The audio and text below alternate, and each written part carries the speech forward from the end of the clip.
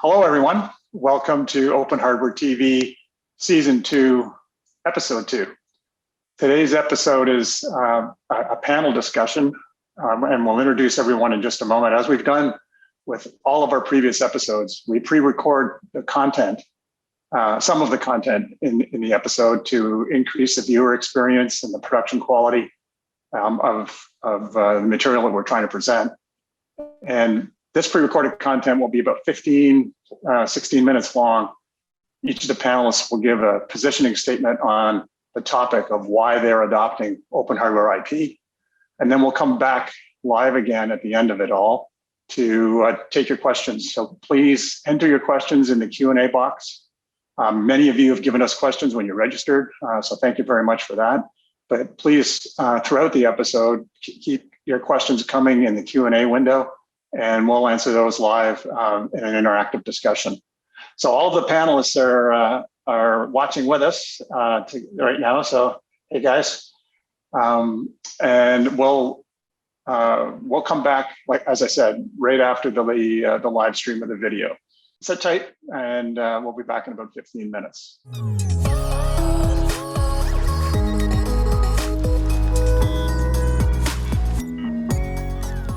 Thanks for joining the OpenHW TV episode today.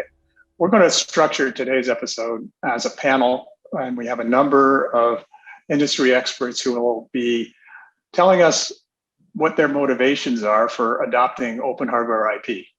First up, we'll have John Martin, a design engineer for Micro, followed by Rob Oshana, a VP of software engineering at NXP. After Rob, we'll bring on Tim Sachs, CTO at QuickLogic, followed by Sebastian Ahmed as Senior Director of Engineering at Silicon Labs, and then Bertrand Tavernier, a VP of Software Engineering at Thales. Following those panelists, we'll have Duncan from the OpenHW Group talk about how we structure our OpenHW projects. Before we get into the panel, I just want to give you a quick overview of the OpenHW Group and let you know that the OpenHW Group is structured as a nonprofit industry association, put together projects in particular for hardware and software developers to collaborate on open source IP and ecosystem, such as the Core 5 family of open source RISC-V cores. We're an international organization with developers from all over the world in North America, Europe, and Asia. And the focus is particularly around developing open source IP to commercial verification standards and leveraging commercial tools where we need to, so that people can take this IP and be confident in using it in high volume production SoCs. We have a very, very strong ecosystem that continues to grow with members from industry, academic, and individual contributors. We're now at over 61 members in the OpenHW Group, from industry ecosystem, a very large research ecosystem, and a very large partner ecosystem as well. And if you'd like to learn more about the OpenHW Group, visit us at www.openhwgroup.org. And with that, we're going to jump into the panel discussion, and I'm going to ask each of the panelists to give a positioning statement on their views of adopting OpenHW IP. And first up, we have John Martin, a design engineer for Micro. John? Thanks, Rick. At Micro, customizability is important to us because we are building low-power applications with our customers, and the current offerings just don't meet our power requirements. For example, the Pulp hardware loop instructions provide us and our customers a competitive advantage. Also, the open hardware ecosystem helps us share the maintenance and development burden with other member companies. And finally, an open Core 5 roadmap helps prevent vendor lock-in. Great. Thanks, John. Next up on our panel, we have Rob Oshana, VP of Software Engineering from NXP. And Rob is also the chairman of the board for OpenHW Group. Rob? Thanks, Rick. NXP has been a leader in open communities for over a decade. We're a founding member of the Linaro community, and we're very active in other open communities like the Linux Foundation, Zephyr, and many of the machine learning communities that exist today. We do that because we believe in the core values of open source technology and collaboration, everything from quality and stability and suitability, security and privacy, as well as customization and innovation, and the reach that we can get from open communities like this. We believe the same model can apply to hardware. And in fact, the work we did over the last couple of years with building out the Vega board and hardware and software was very successful and kind of proved to us that this could work. So now we're increasing our collaboration through the OpenHW Group by participating in technology efforts like Core 5, where we believe we can attain a similar collaboration community and reach that we have in the software side over the last many years. So looking forward to the opportunity of joining that collaboration and participating in both hardware, software, RISC-V open technology. Great. Thanks, Rob. Okay, we're going to move over to Tim Sachs, CTO from QuickLogic. And Tim is also co-chair of the hardware task group within the OpenHW ecosystem. Tim? Thanks, Rick. From QuickLogic point of view, we believe that innovation happens at the sort of higher levels of abstraction. And there are a lot of common functions in any integrated circuit. Those common functions don't differentiate companies. And so they actually create an issue for marketing. If you're different, it's viewed as a lock-in. If you're the same, then we can focus on higher level issues, which are the more important ones. It also creates an issue for development. Do you spend time developing these common functions, or do you avoid spending time on that by working with your competition? And we believe that for the common functions, like things like USB cores that are standard, it's much more efficient to just work with your competition. Each company can kick in a couple of engineers, cover maybe a third of the cost of developing it, and get the product back, because it's really not going to distinguish from your competition. What is going to distinguish is those resources you can free up to work on your specific features that make your product different from the competition's. So the reason why QuickLogic is involved with the OpenHW Group is that we build hardware accelerators that plug into systems. And those systems we need two things in those systems. We need a CPU, and OpenHW Group provides these wonderful line of RISC-V cores that are well verified, robust, solid, and everybody can use them. And it also provides a thing called the Core 5 MCU, which has the peripherals wrapped around that, memory peripherals and so on. So it's a whole working system. And it also has the software wrapped around it, which you need. So with that, we can have a nice working system that we can drop our accelerator in. The rest of the working system feeds the accelerator. Our value added is in the accelerator, not making the I2C core or the CPU run or the compilers run. So this collaboration allows us to focus on our value, which is our accelerators based on our eFPGAs. Okay, thank you, Tim. Moving on, we've got Sebastian Ahmed, a Senior Director of Engineering with Silicon Labs. And Sebastian is also the co-chair of the technical working group within the OpenHW ecosystem. Sebastian? All right, well, thanks, Rick. So I think if I was to talk about, how Silicon Labs not only got down to the path of adopting open source hardware, but also contributing to it, it really starts with the need. And the need really came about this pattern of needing to add flexibility to our SoCs and our hardware. And the way to do that is through applying localized processor cores and sort of having a hardware and software partitioning there. The way to do that and still maintain, product differentiation is that you need to have some level of scalability and to be able to customize. And there's sort of a spectrum of needs. And the way you get to that spectrum is essentially, trying to avoid fragmentation, right? You don't want to have 10 different ISAs for 10 different things. So that's one of the key elements that led us there. We also took a lot of inspiration with the success of certain, open source software projects such as Linux, shown here. I think that when you look at sort of why did this become so successful and why is it so omnipresent in all types of computing, from cloud through embedded to mobile, it's really around the burden sharing, with industry partners contributing, the governance, the modularity, and the transparency that provides a lot of benefits in terms of security and and correctness. Also impossible not to talk about RISC-V. This has really been the most important thing that's happened in the industry for open source hardware.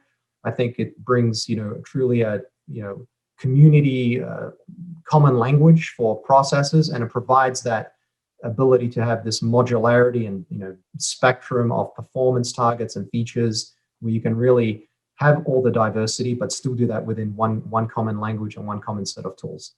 And last but not least, I think that the thing that was really missing in the past was really having highly verified implementation. So I think with open hardware, we're able to bring that development rigor and really, output industrial grade verified cores that, anyone that's building a high volume silicon product could use that with a lot of confidence.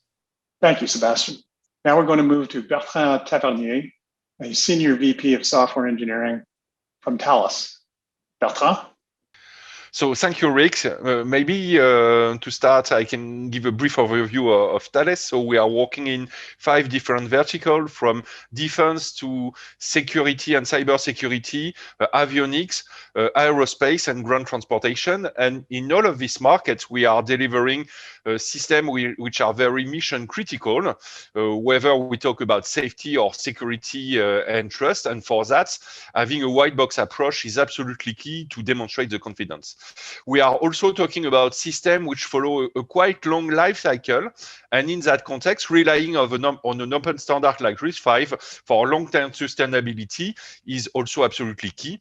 And these systems are niche markets, not mass market, and we need a tight software and hardware integration for performance, and the modularity of RISC-V is a good asset for that. In fact, as you can see, we are not a semiconductor company. We are developing embedded systems, and we are developing equipment. And for that, we had to move from being a consumer to being an observer. And now we are an actor on RISC-V and on OpenHW Group. And we start by providing a safety point of view in the RISC-V working group dedicated to safety. And then we publish some good contribution on Core 5 CVA6. We publish a 32-bit version of the CVA6, Core 5 A6. And we are also promoting OpenHW Group and RISC-V and Core 5 through academic partnership. We are pushing context and PhD for Core 5. And last but not least, we are also promoting OpenHW Group and RISC-V within the European Commission. C'est bien. Merci, Bertrand. And lastly, we're going to bring Duncan Bees in, who's our Director of Technical Programs here at OpenHW Group, to give you an overview of how we run our open source projects. Duncan? Thanks, Rick. So to summarize the benefits of an open source approach for bringing Core 5 to the industry, the collaborative approach that this entails is really beneficial for the company. So each company is contributing what they do and collectively producing a baseline from which they can customize and flexibly tune their product at the system level. The innovation velocity is facilitated by this method, and the real important thing for us is the industrial quality that we need for silicon development. Open source involves open scrutiny on every contribution and allows us to support our goal of industrial level verification quality. So that's absolutely key. Last but not least, the freedom of action from an open source license regime is important and allows avoidance of vendor lock-in, but also the freedom to innovate with the IP that is involved in their product. In terms of how we organize, we try to approach this as if we were an engineering company. So the members and the open hardware staff working together organize in a structure with a technical working group and then multiple technical groups that focus on individual aspects. The members collectively select projects based on criteria that they've developed. We develop in a GitHub repository with an evolving continuous integration flow. We're relying on the Eclipse development process from our partner organization, the Eclipse Foundation, and that really ensures the provenance and integrity of the IP is maintained. One thing to note is that we're developing with a kind of an agile approach. We organize our work typically in sprints, And we tune that as necessary for multi-company collaboration, also for the requirements of hardware development. So that's how the open hardware ecosystem manages open source projects. All right. Thank you, Duncan, and thank you, gentlemen. We're now going to transition into the live Q&A with our audience.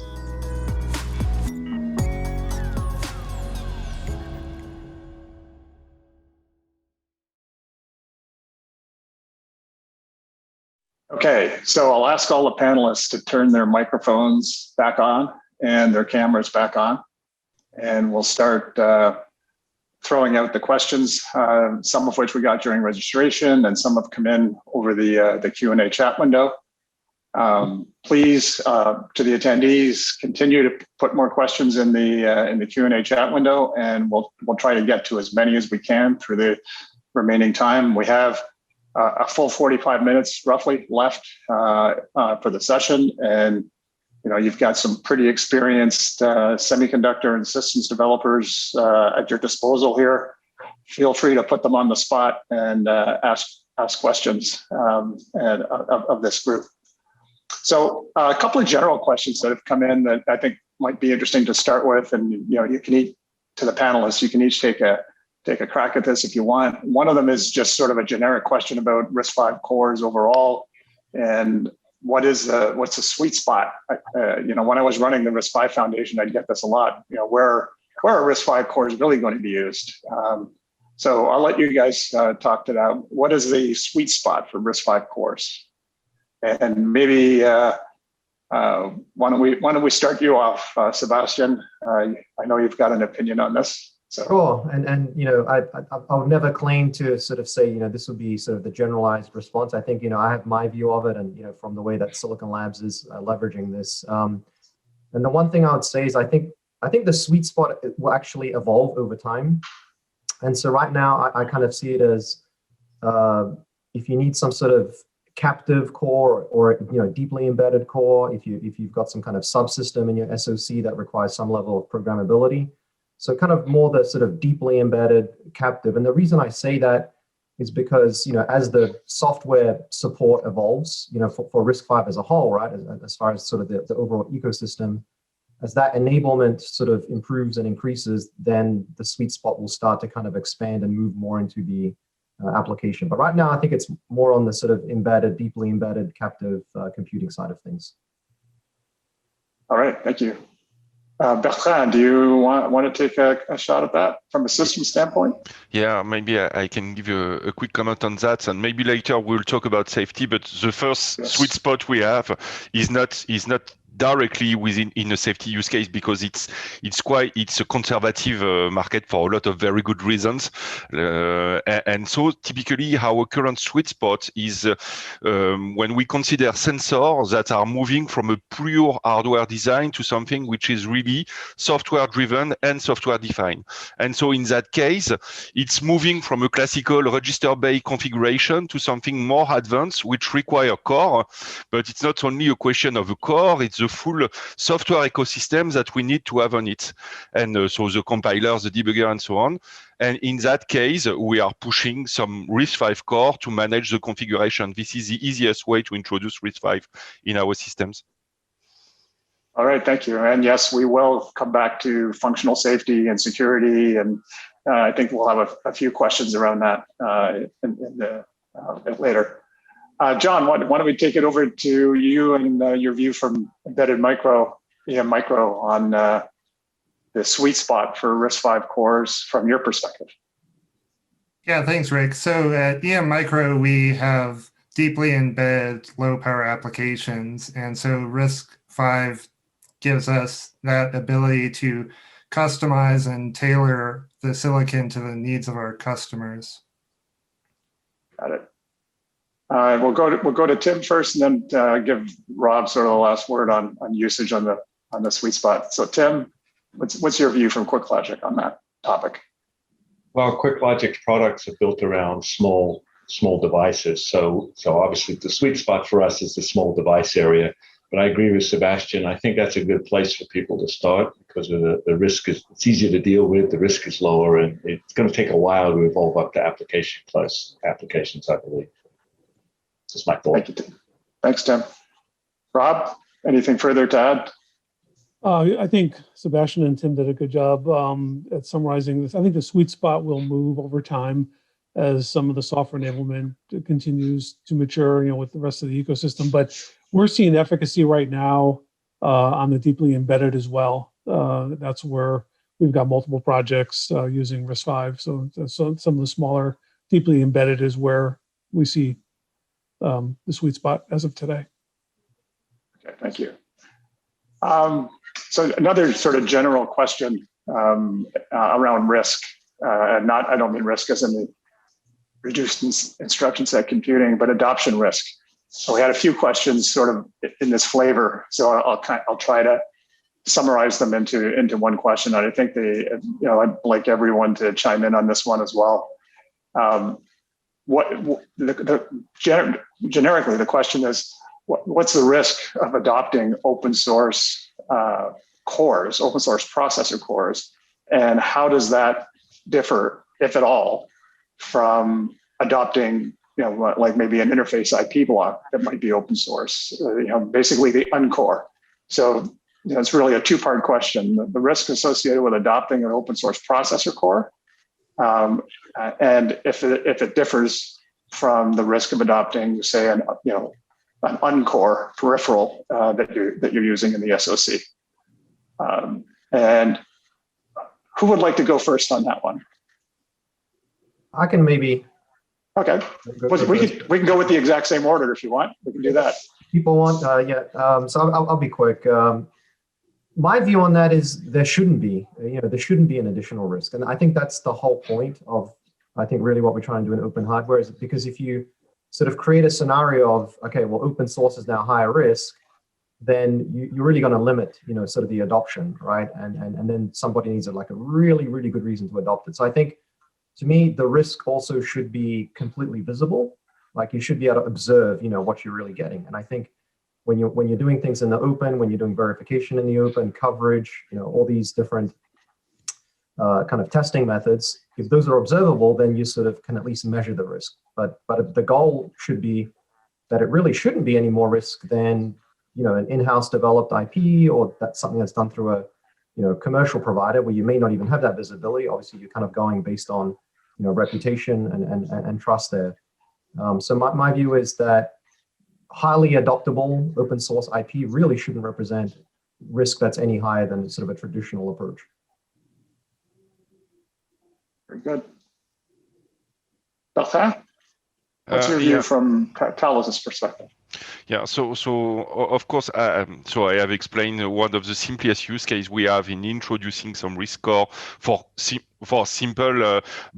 configuration purpose, and for that our need is to have a core which is at an industrial grade, and this is typically one of the expectations we have and why we are involved in OpenHW Group.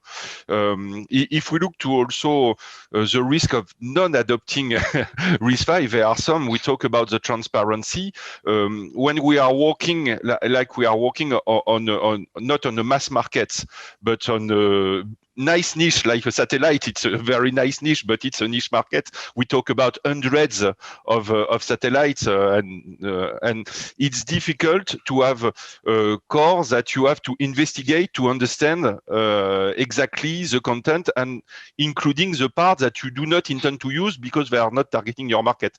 Of course, we have a very good and very transparent supplier. NXP is one of them, so we have a very good partnership for that. But the trend is not good. Because in fact, and that's why open source hardware is really an opportunity to innovate with our partner and supplier and define pattern associated to our markets.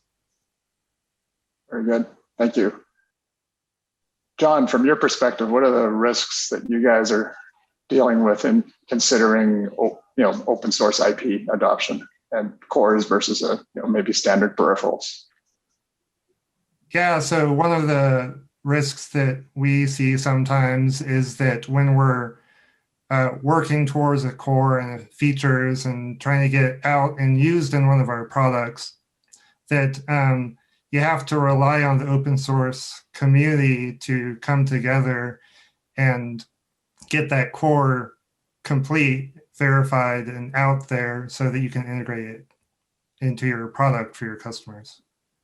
Yeah, and we'll talk more about sort of the collaboration environment. I'm going to ask Duncan to chime in on that in a moment, sort of at the bottom of this topic. And I think we're up to Tim next. Risks around adoption of open source IP, cores versus peripherals. Well, of course, open source has a whole range of things in it, right? There's some open source you can get that's not very well thought through or verified, and there's some that's well thought through. I think when it's when there's a community around it that's evolving it, working on it, and when they've made it work, that's a very helpful thing to do. I believe that with the cores, for me, it's more critical that the cores be more verified because I don't really understand what happens in cores. So I need people to help me with that. Peripherals, I'm more comfortable with. They're smaller, and if there are errors in them, it's easier for me to fix them. So I guess, but in either case, having it open is really helpful because there's always some corner case you run into that you want to understand. And if you can look at the code, you can see what's going wrong with it. If you can't look at it, you're stuck. Right. Rob? Yeah, and just expanding on what Tim said, I mean, once you get past the perception issues that this open technology is not just sitting on some hacked out Git somewhere on the dark internet, and that it's really serious development. Once you get past that, yeah, there's all kinds of benefits to having an open community. You can argue about do you get everything you want when you develop in a community, but at the end of the day, the transparency and what OpenHW Group is trying to drive with the industry level bar set on the quality, yeah, there's a lot of benefits that are very similar to what you're getting in the open software communities. Okay, thanks for that, guys. Duncan, we had a lot of answers that sort of had collaboration and community and ecosystem growth sort of woven into the answer as part of de-risking. Can you talk a little bit about the Eclipse Foundation, what we do with them and why we're doing that, and just the collaborative environment that we have for the open hardware ecosystem? Sure, and as many of the others mentioned, I think that this aspect of scrutiny on open source contributions is really important. So instead of having your perspective from a single company, one gets a perspective from many companies, all and open to challenge and ask questions.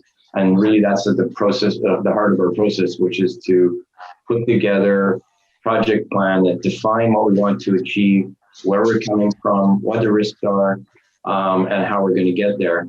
And I think that that's very much similar to a process that an engineering company would build, but we have multiple participants. And the Eclipse Foundation brings a tried and proven process of checking the intellectual property, managing the working groups in a way that's very coherent. So you have the structure of committers and contributors. This is all well defined and proven and been shown to work in many software projects, and now we're kind of applying it to the hardware development. So, yeah. Great, thanks, Duncan. So let's come back to the whole topic of security and functional safety.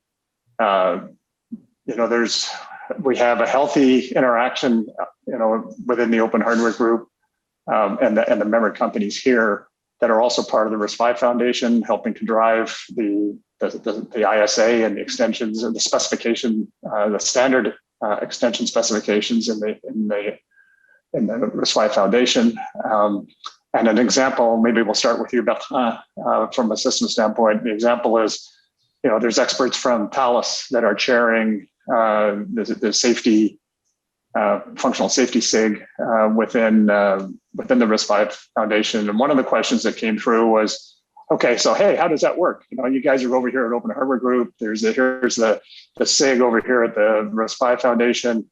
Are features being put into that spec and then implemented in RISC-V cores or the Core 5 family? So just the whole topic of your perspectives on functional safety, security, and the aspects of the core development inside the Core 5 family within OpenHW Group. So that's a bit of a mouthful of a question, Bertin. But yeah, well, makes sense. So Okay. I will comment the best I can do. If there are some advanced questions on that, I will route them to Jérôme Quevremont, who is leading the two parts. But so my understanding is when we discuss about the SIG safety and the need for that, there is this question about is there any impact required from safety domain on RISC-V? And honestly, at this time, the answer is no. But we wanted to be sure, and that's why having a working group at RISC-V level was important for us.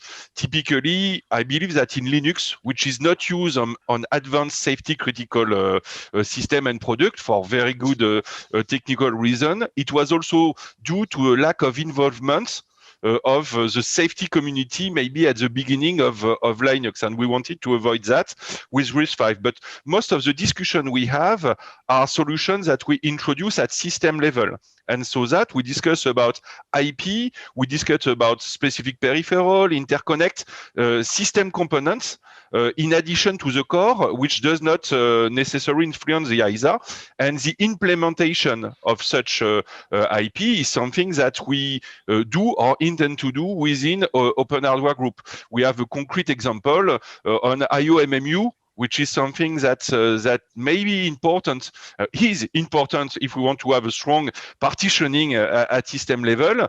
We are not talking about something which requires a change in the ISA, but we are talking about an IP which could be developed in open source. Right, very good. Who wants to go next? I know I've lumped functional safety and security kind of into the same topic. They're not the same thing, but nonetheless, we can maybe deal with them in this discussion. And Sebastian, you want to take a crack at that? Maybe just kind of quickly, more on the security side. I mean, some general comments I'd make is, I don't believe in, security through obscurity. And I think, open source just naturally lends itself to sort of providing more opportunity through, just mass observability of things. I think there's obviously a value there.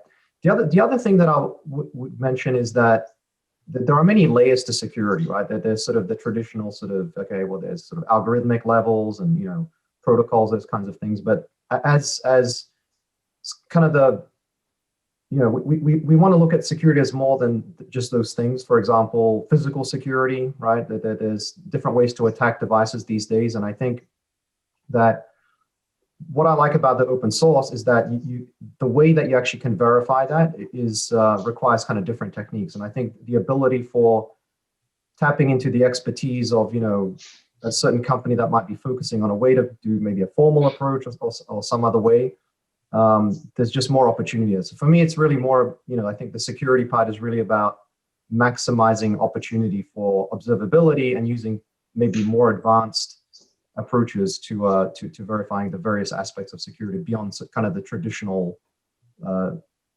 aspects of security. All right. Thanks, Sebastian. Rob, do you want to share anything from NXP's perspective on that? Yeah. Similar to what Sebastian said, I think having the openness for the community to look at the technology and address security issues in an open, collaborative way, I think is a huge benefit. And I think that's that's a key reason why we want to get involved, is for that kind of collaboration in the security area. Also, as you know, NXP does a lot of work in automotive, so functional safety is interesting to us. We want to look at, and I think with RISC-V, the ability to start with an architecture and be able to extend it, customize it, to add differentiation. Functional safety is one of those areas that we're interested in, both in making sure we maintain our differentiation, but also collaborating where it makes sense. Right. Yeah, the observability transparency part is interesting. And, just to echo what Sebastian said, what better place to do that than with an open source implementation that everyone can tear down, take apart. And we definitely have some projects around security enhanced cores that are ramping up and getting underway within the Core 5 family here at OpenHW Group. And eventually, what I'd like to see is we have we have prize money. We throw something out there and challenge people to hack it, break into it, that kind of thing, and we have significant prize money attached to anyone who can do it, that kind of stuff. And it would be a very interesting. I think it'd be a very interesting thing to run within the ecosystem. Anybody else have any comments they want to chime in on functional safety or security before we move to the next topic? Okay. So another sort of generic question, but perhaps not, depending on how you want to drill down into this, is around the RISC-V extensions. So if you're unfamiliar with the RISC-V ISA, it is made up of a number of standard extensions, and there's only the base extension, the base integer extension is the only one that is mandatory to be a compliant RISC-V instantiation or implementation. All of the other extensions are optional, depending on what your application requires.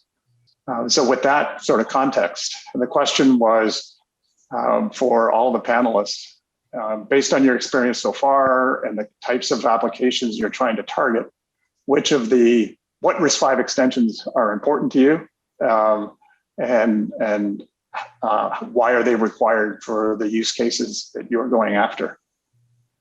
So it's a little bit deeper in terms of what you're trying to go and implement. John, maybe from a RISC-V extension standpoint and overall architecture, what's interesting to you at EM Micro?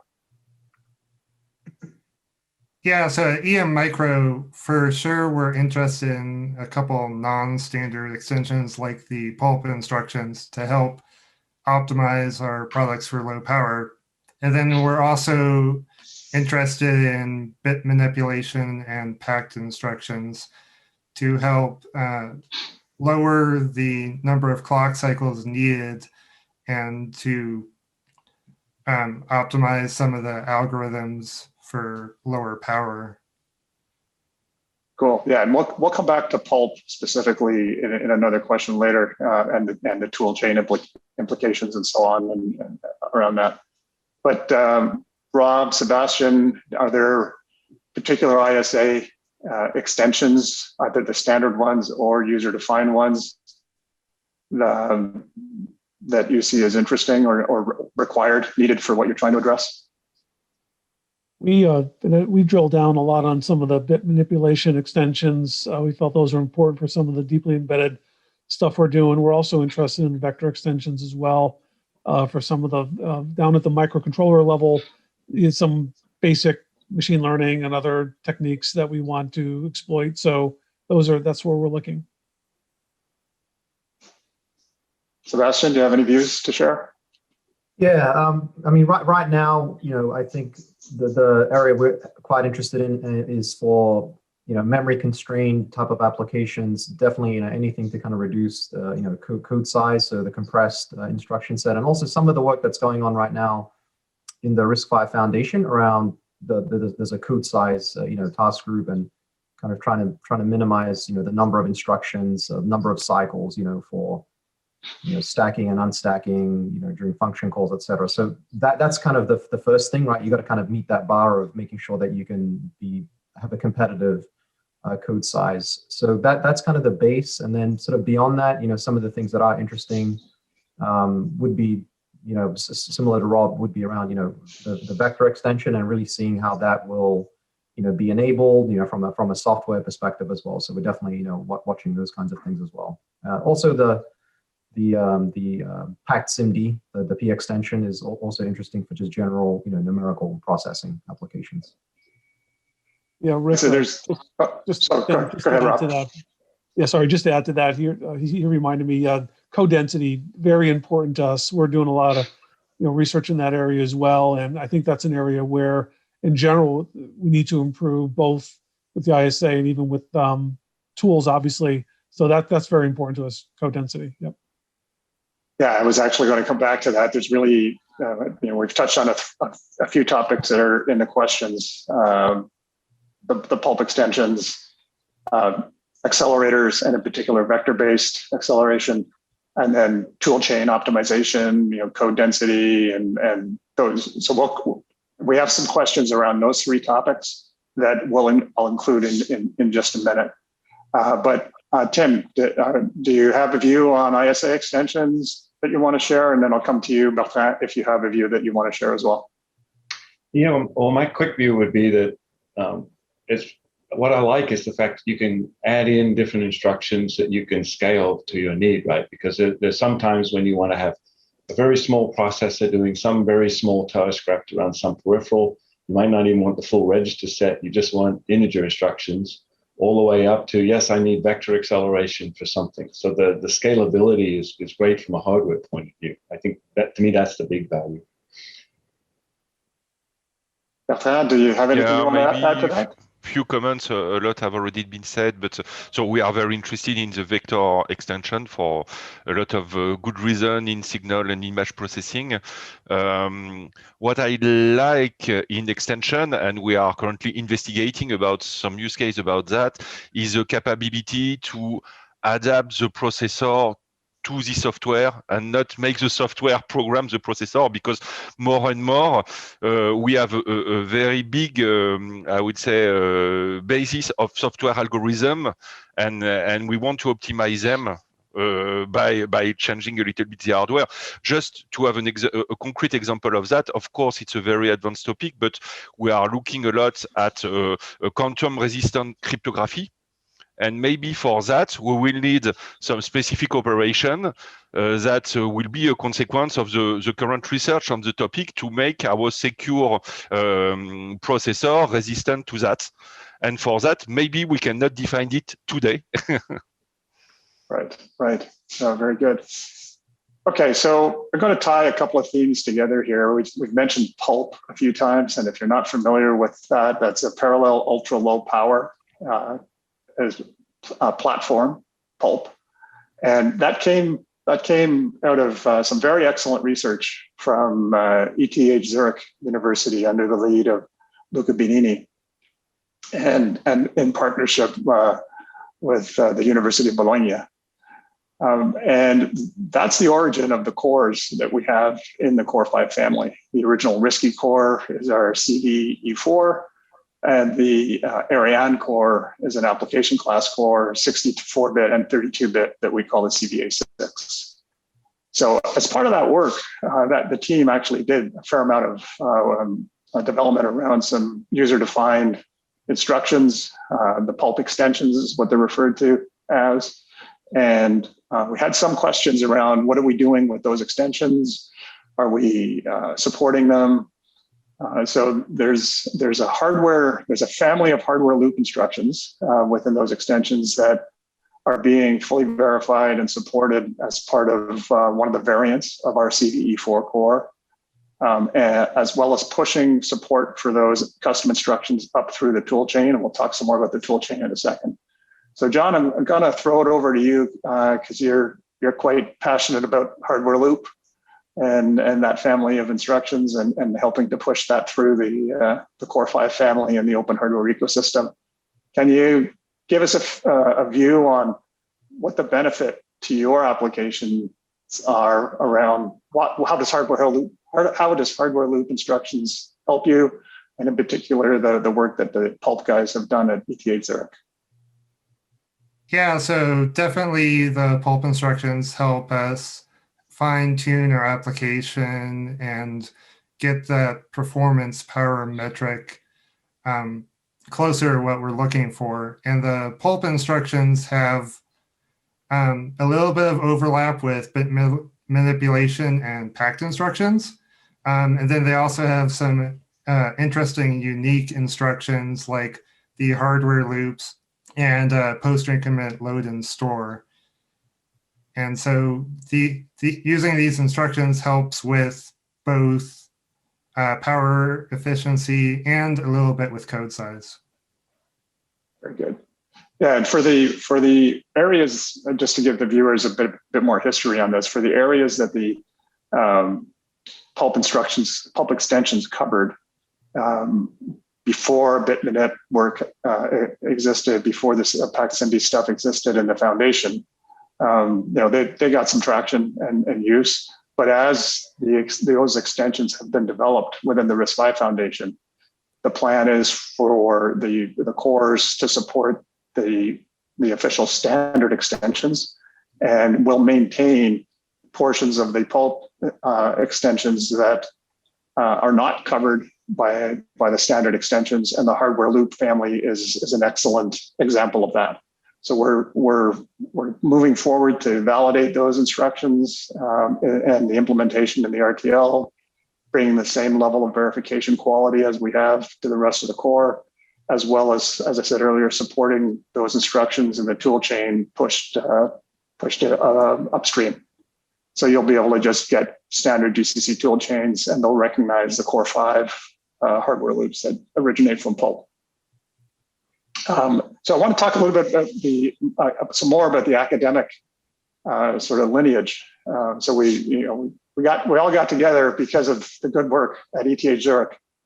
And as you saw in the intro, we have a high number of universities and research institutions that are part of the OpenHW Group ecosystem. We continue to foster that relationship with academia, while the focus is on producing commercial quality IP that everyone can use in high volume production SoCs. And we've got some projects coming up around vector architectures and vector research and vector accelerators that will attach directly to our 64-bit and 32-bit application cores, the CVA6, both 64 and 32-bit implementations. And Duncan, I wonder if you can talk a little bit about, sort of what's coming. It's going to be our episode in March where we talk about this research program and how we will be continuing or trying to enable the flow of academic activities through to hardened commercial quality IP, and in particular, maybe the first project around vector research.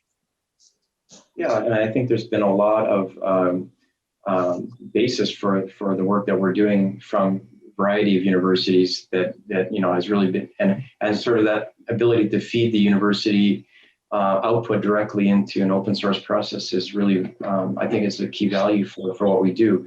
And we're setting up a collaborative structure for helping to provide funding to some of these through some government agencies, and bringing forward that research on things like vector coprocessors into the mainstream. So that's very exciting, and I think a lot of this is around, as John was also mentioning, around the Pulp instructions. A lot of it is about how to optimize computational performance in various applications like DSP, machine learning, etc. And so the vector processor is one very interesting approach for that. And we'll be promoting the March episode here very soon in the coming weeks around this vector research project that will be a joint research effort between Polytechnique Montréal here in Canada and ETH Zurich in Switzerland. So it's we're excited about getting that project underway. On the tool chain front, optimization of the tool chain, having instructions upstream, great, all this customization, add your own secret sauce, user-defined instruction. Can you guys talk about the work you're doing and the importance of the tool chain optimization, both from a code size standpoint, potentially, as well as from just support for any sort of de facto industry supported, if you will, user-defined instructions. Rob, I know you got a lot of energy around tool chain stuff, so you want to take that first? Yeah, sure. Every good ISA has a good tool chain and ecosystem. So obviously there's been a lot of work going into this. But real interesting point that you made, Rick, when you start adding custom instructions, how do you support that with, for example, a tool chain? Do you go full-blown compiler support? Do you have intrinsic support? Is it just assembler support? These are options that you have to make with support of any custom instruction, right? And I think what we've done internally is we believe that when the different business lines decide to add custom instructions to support their specific differentiation or business or what have you, that we want to have a deliberate review of the support required. Sometimes it doesn't require full compiler support. Sometimes an intrinsic is fine, or even just assembler support. But it's got to be a formal discussion.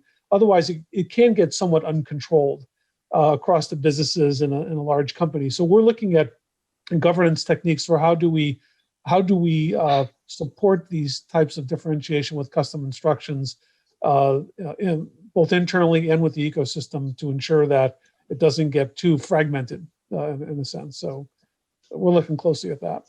What's the right model? Very good.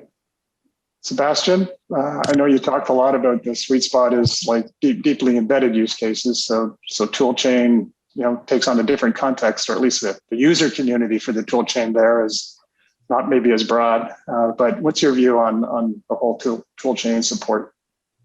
Yeah, so my view is that, I agree that this has to be done carefully. And when we talk about truly custom instructions or custom extensions, those things have to be done, in a very careful way, because we definitely don't want to see, a ton of fragmentation. And I think there's kind of different tiers of this, right? There's some design team, within a company that's doing, one core for a specific application, and they want to extend that. Well, maybe, they're fine just to do this with assembly support, not even intrinsic, for example, right?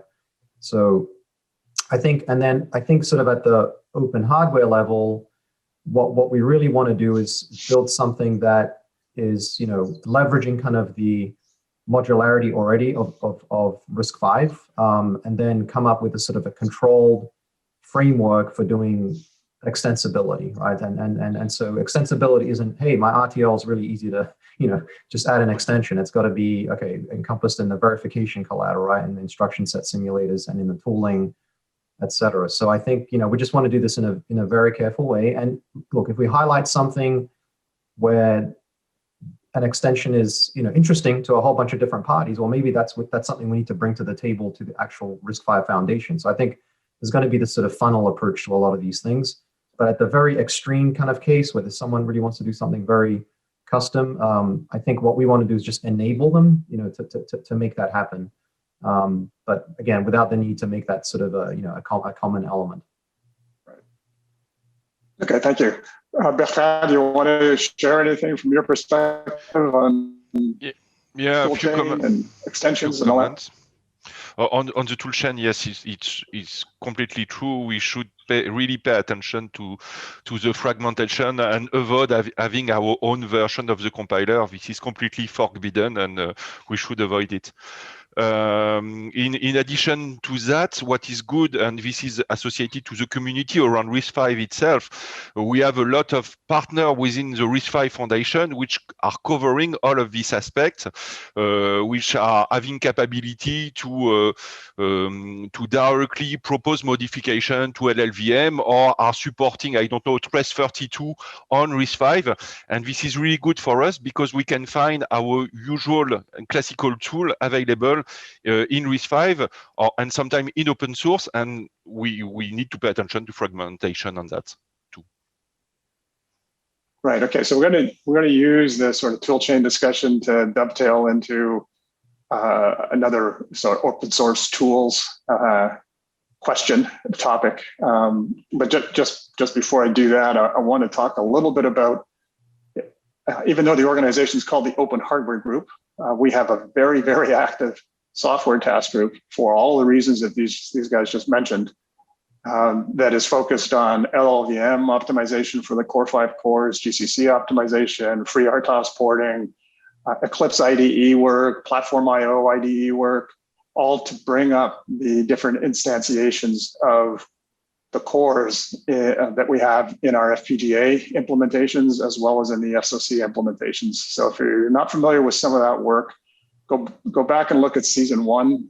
We have a bunch of episodes on the software task group in particular. We have episodes on the Core 5 MCU, which is a 22 FDX, a Global Foundries based MCU that we're developing. That I'm going to let Tim talk about this in a second as a dovetail into open EDA tools. That includes actually an embedded FPGA array from the QuickLogix guys. This Core 5 MCU is pretty cool. So if you're interested in the whole software enablement and ecosystem around some specific implementations, you should check out the work that we're doing in the software task group. That's chaired by Jeremy Bennett from Embecosm and Yunhai Zhang from Alibaba. So that sort of takes us into the topic of, okay, we all really like the open source tool chain from the software standpoint. One of the questions was, what's our experience collectively around adopting open source EDA tools, whether that's at the FPGA level or right through to Verilator as a simulator and other open source EDA tools. So Tim, with the work that you're doing around the Core 5 MCU and trying to increase FPGA, the availability of FPGA programmability, I'll let you start off that discussion, then I'll come to the rest of the chip guys in a moment. Yeah, I just want to go back to the tool chain in the first place. All the comments were basically on a commercial side. There's also the innovation, the academic side. So to my point of view, one of the advantages of having a nice open source tool chain is that academics can play with these crazy things. They don't have to worry about fragmentation. And they can focus on, some new innovation and not get tied up in all of the other stuff they have to do. So we see this on the FPGA side, because we're interested in moving FPGA programming from Verilog up to C-level kind of things. And you can see that the lack of a tool chain that's available to people kind of makes it very difficult for them to do anything meaningful. They spend all of their time thrashing through stuff that they shouldn't have to, and very little time on the innovation. Having said that, at least on the FPGA side, we are seeing great strides in the ability of the open source tools to match the capability of the commercial tools. Same way that GCC and Linux came up 10 years ago, I think on the FPGA side, we see the open source tools moving in that direction. I see, again, commercial tools are great, but the open source tools make it available to academics and other people to play with things. That's where a lot of the innovation comes from. And it's definitely getting there with Verilator. The synthesis is pretty good. The FPGA place and route tools. And I see that being applied into the rest of the hardware world. I just see it slowly evolving in there. Can you comment, because I think you got a perspective that might be somewhat unique. Can you comment on the level of maturity or usability of open source EDA for when FPGA is your target versus the usability and maturity of open source EDA when a high density SoC and a deep submicron flow is your target? Yeah, so on the FPGA side, I would say up to maybe 100,000 LUTs now, the open source tools have gotten to where they're pretty competitive with the proprietary tools. Now, if you want to go up to 1 million LUTs, I don't think they can keep up with the proprietary tools. And of course, on the ASIC side, they're further behind because you can't get PDKs, so it's hard to do development on open source tools for the ASIC side. And ASICs tend to be more, the really big designs. So they're just further back on the curve yet. But they're getting there. For simulators and stuff, they're there. But for open lane and all those kind of things for doing place and route, that I don't think they're anywhere close to the commercial tools today. Okay. Sebastian and Rob, as major SoC vendors, do you have comments on the adoption of open source EDA within your organization, or just in general, your views on that? Sebastian, why don't you go first? Yeah, I don't have a ton of experience in this. Actually, at a startup I was at, 10 years ago, we looked at using open source cores, we looked at, open source tools, and actually I did use open source, Verilog simulator, Icarus initially. And your mileage will vary significantly there. So I think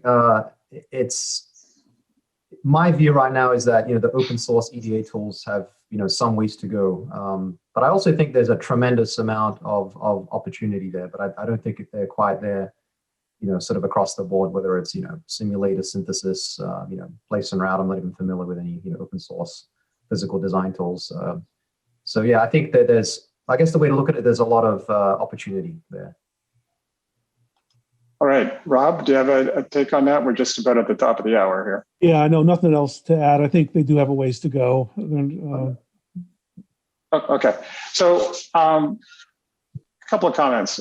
We, in our verification task group, the focus very much is on producing commercial quality IP that can be used reliably in high volume production SoCs. And we want to use the best tool for the job that's going to get us there, that a typical high volume SoC vendor would use. So that means commercial tools quite a bit. We support Verilator in our test bench as a subset. You can't do all the things that we need to do if you're just using Verilator. But that way, academics and others who are interested in still working with these cores can do so in a less capable, mind you, but nonetheless a solid Verilator-based verification flow.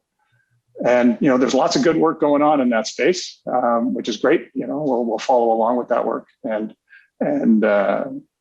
take note and use of it as needed. I'm going to leave one question, which I think is rhetorical, because I'll just throw it out there. It's kind of amusing. Somebody threw up in the Q&A box. What's the deal with all the guitars? Are we going to have an OpenHW Group rock band or something?